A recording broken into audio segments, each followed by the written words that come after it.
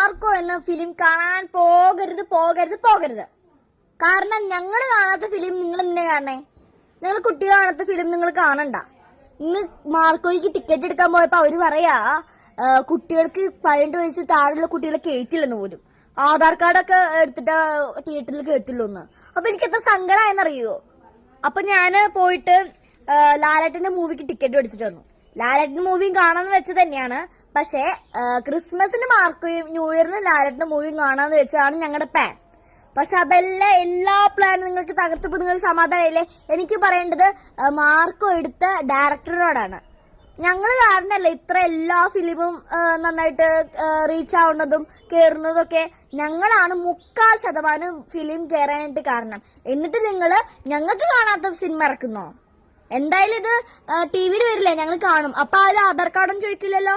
എനിക്ക് നല്ല ഗട്ട്സ് ഉണ്ട്. എത്ര കുട്ടികളൊന്നും വന്നിട്ട് മാർക്ക് കാണാൻ പറ്റില്ലെന്ന് പറഞ്ഞപ്പോ അവര് സങ്കടപ്പെടുത്തുന്ന അറിയോ? എനിക്ക് സങ്കടമുണ്ട്, എനിക്ക് നല്ല സങ്കടമുണ്ട്, എനിക്ക് ഭയങ്കര ദേഷ്യമുണ്ട് കേട്ടോ.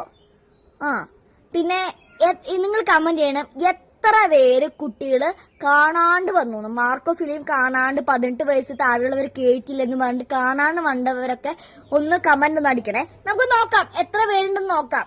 ബൈ.